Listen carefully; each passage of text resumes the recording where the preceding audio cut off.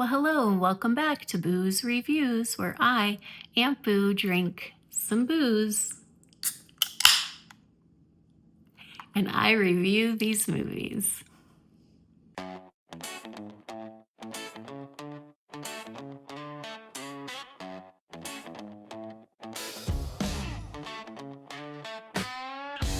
Like and subscribe.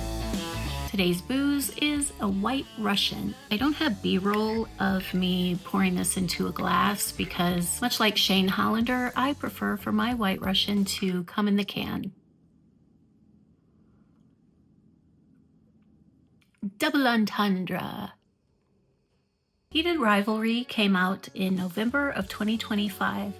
It first aired on the network Crave, which is a Canadian premium cable network, and then it's streamed in the US on HBO Max. It has a 6-episode arc of its season 1. It's created, written, and directed by Jacob Tierney, who was my favorite character on Letterkenny, Pastor Glenn. It's the humidity. Y'all might want to think about doing the same thing. Just pop your pants right off. And it stars Connor Story, Hudson Williams, Francois Arnaud, Robbie Graham Kuntz, and some other people that I don't care about. According to Rotten Tomatoes, Heated Rivalry is a romance set in the world of hockey, where Shane Hollander and Ilya Rozanov are two stars in Major League Hockey bound by ambition, rivalry, and a magnetic pull that neither of them fully understands. In other words, it's sweet, sweet gay love set with a backdrop of hockey.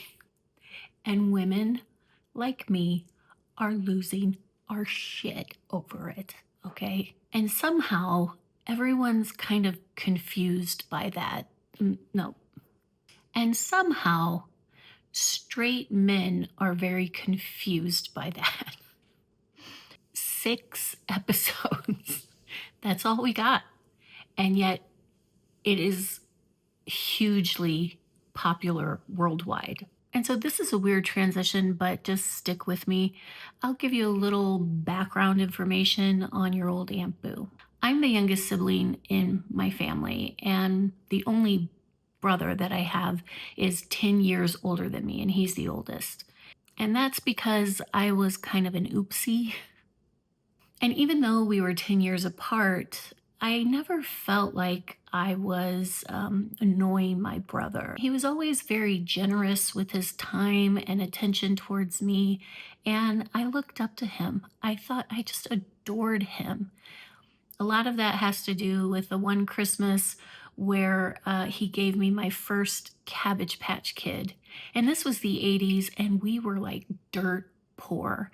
And so I will never forget that Christmas. And he made that happen. He gave me a Cabbage Patch Kid and like a million My Little Ponies. It was awesome. It was the best Christmas I'd ever had. We did musical theater together in the summertime, and we have similar sense of humor. And he's an artist, and I'm a writer, and so I feel like we have similar artistic sensibilities. Not to be pretentious or anything, but we're both pretty creative people. He is the most beautiful man that I know. And I've always thought that because of that high standard, and because he was for so long the only gay man that I knew, I just assumed all gay men were kind of like him. Yes, that is a huge sweeping generalization. I know all y'all ain't that nice. I've seen RuPaul's Drag Race, and I've been personally insulted by many gay men, but not as many as the straights. So yeah, I guess throughout my life, I tended to crush on men who were kind of similar to that, and not in a weird, perverted way. It's just that's what I knew of men. And so I still have certain celebrity crushes that I'm like, this guy is, he takes his shirt off all the time, and he tells me how to do my makeup properly. This guy has eyebrows for days and that beautiful olive skin, and he makes me laugh. Pour one out for Catherine O'Hara.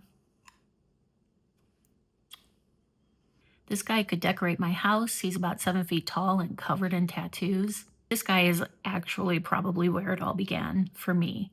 So that's just my own personal experience, why I developed these innocent crushes on gay men that I know will never amount to anything. I understand that nobody wants to be fetishized. And so I think it's important that we make a distinction between fetishization and adoration, appreciation. So just to be clear, fetishization applied to people means viewing those people as objects to give you sexual pleasure. So it's objectifying groups of people. And in the case of this show, I honestly don't think that's the thing. But you tell me. If there's any gay men in the comment section, please feel free to weigh in. Do you ever feel like you are fetishized by straight women? But getting back to the show, there are very specific things about this show, though, that are very appealing to women. Here are my top 3 reasons why women love Heated Rivalry. Number 1, 2 words, no boobs. Oh my God. Do you know how sick I am of seeing boobs? And I have them. I am so sick of male directors directing love scenes where a woman is completely naked and a man has his pants still on. There were boobs in Titanic, which I rediscovered after watching with my teenage son. There are boobs in every love scene, and we're sick of it. We want to see boobs. And men have sexualized boobs so much that we can't even use them for their intended purpose out in public without being shamed for it and told to cover up. They're milk bags. They're for milking. They're there to feed life. The straight women are so sick of boobs. I know lesbians love them. I can't speak on behalf of lesbians, but the straights, we're tired of looking at love scenes from the male gaze. Gaze, G-A-Z-E, not male gaze. So when 2 very attractive men can have a well-lit, passionate love scene and there's not a boob in sight, count me in. And so speaking of those very attractive men, my number 2 reason why women love Heated Rivalry is dodoy. These men are very attractive. They're in great shape. They're athletes and white Russian butts. Connor's story is, I'm telling you, this kid is going places. Ew, I just called him a kid. Ooh, that feels wrong. This guy is going places. He's a fantastic actor. He makes his character both guarded yet vulnerable at the same time, and that is so hard to do. He comes across in interviews like he's a mix between Bo Burnham and Patrick Swayze, and that is just a straight girl's fantasy, right? No, straight white girl's fantasy. It made me love Shelley Duvall. Yeah, It made me love Shelley Duvall with a bat like this. Yeah. But Hudson Williams is equally as fantastic at being reserved yet intrigued and curious. And it's just really, they're just really beautiful men. This isn't gay porn. There's no penetration shots or anything. This is well-lit, choreographed love scenes. And they're very gentle and tender with one another. They're actors acting, and yet it gives you the tingles. It just does, because everything looks so pretty. This guy, holy crap. This guy, he has such a beautiful storyline with Kip, and these are just 2 beautiful men. Episode 3 is really life-changing. in my opinion. Also, it doesn't have a ton of buildup before they just kind of, give in to all the signals that they've been sending to each other. Their chemistry is instant, and they don't get to see each other for months at a time because of the road and hockey. But in the timing of the show, it takes about 18 minutes for them to start, going at it. And even though their relationship starts off as just a purely physical one, you can tell that they are just so into each other. I don't think either one of them expected the chemistry or the attraction for the other one. I think it takes both of them by surprise. I think Ilya, being this sort of stoic Russian, playboy, I think it even surprises him how much he likes Shane. And I think with Shane, he's still figuring out his sexual tastes and what he prefers and what he likes. And it's just, it's just something. I don't know about you, but I've always heard the messaging that, oh, men are into porn because they're such visual creatures. Men are such visual creatures. Women are visual creatures. It matters to us what men look like. It's just that most of us, myself, speaking for myself, we need something just a little more. We need connection and not just sex. And that's what we're getting on this show. We're getting both. And it's really nice. Which brings me to my third point. They're Canadian. They're nice. If this was a show made in the United States, trust me, it would be a completely different show. There would be different conflicts. Even Ilya, who is called an asshole by everybody, I'm like, guys, you don't even know. I guess that's the Canadian version of an asshole. Clearly, they've never had to reject or been rejected by an American heterosexual male. Because you want to talk about assholes. One time at a karaoke bar, a guy asked me to sing with him, and I said, no, I'm just hanging out with my friends. And he said, okay, well, have fun. He called me a D-word slur. And then one time in my evangelical youth group in the 90s, this guy I had been dating, he broke up with me. And he said, I just feel like the Holy Spirit is telling me to wait, that you're not the one, that you're not the right one. I got out of the car, went inside, and then I thought about it, and I was like, did I just get dumped by God? Asshole. They're not assholes. They're actually incredibly kind and gentle to one another. And they're really respectful, and they ask for consent. I mean, that right there, I'm getting all hot and heavy just talking about it. It's the white Russian in me. They ask for consent. He checks in with him. Shane has never been with a man. So Ilya is his first male romance, male sexual encounter, all of it. And Ilya checks in with him. Is this okay? Are you okay? Is this good? It's, oh my God. And then the way that they kiss, they're always touching faces. Women love kissing. At least I do. Again, I know I can't speak for all women, but man, in fact, most of the movies where I've been the most turned on have been just those great kisses, those really like toe curling kisses.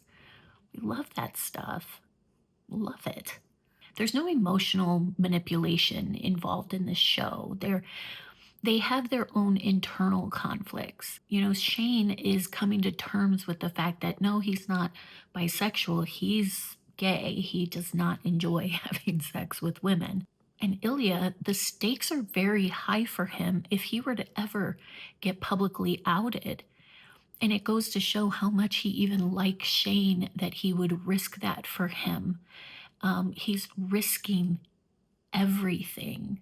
He could stand to lose everything in Russia because, as I said in my previous video about Honora, I don't know a lot about Russian culture. My knowledge is pretty limited to like the Bear and the Ushanka, Rasputin and Katya. But I do know that it's illegal to be gay.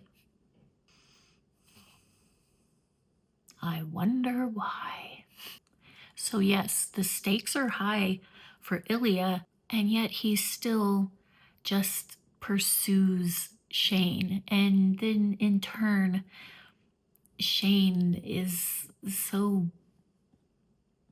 nice. They're so nice. Even when they're chirping each other, that's not really bad chirping. Like they could really be insulting. Even when Scott Hunter says to Shane, starting to sound like him. I'm sorry, what? and then Shane like gets in a fight with him. That's not, I mean, they're so nice. They're just good, nice Canadian boys. And they're beautiful. Good old-fashioned, clean Canadian fun.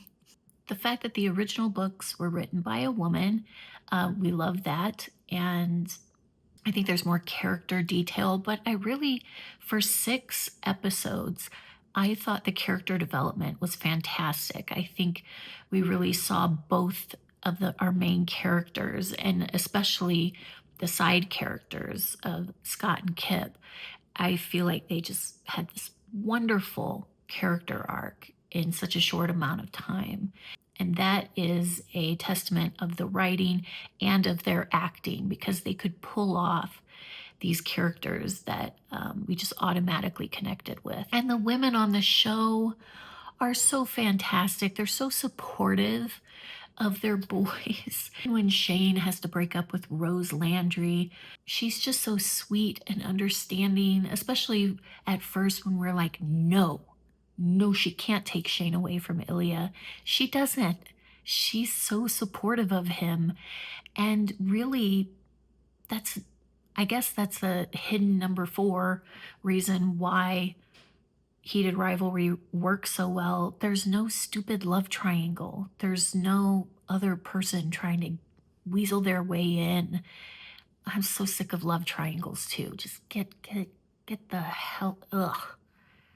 Such a tired trope. This subverts all rom-com expectations, and not just because of the gay component. The gay cliche. You're the gay one. Wanting to be with a woman? How gay is that? You win sex against a man. That's as straight as it gets. The whole thing is different than any heterosexual rom-com that we've seen in a long time. And I think it came at the exact right time. That's what he said. I, for one, think that this hopefully starts sending the message to tell different stories in different ways, and that we get away from some of the romantic comedy tropes, the romance tropes, and please get away from the boobs. Please. Or at least this. If you're going to show a boob, you better show a ball. That's all I'm saying. Tit for tit. So thank you for staying till the end of this video. If you've made it this far, comment below. Tell me what you liked about Heated Rivalry. If you've seen it, if you plan on watching it, tell me how you feel about Connor Story's butt. This is a safe place for that. I'm not going to judge you. What am I going to say? I didn't notice it? Am I going to say I don't like it? And white Russian butts. And that's it.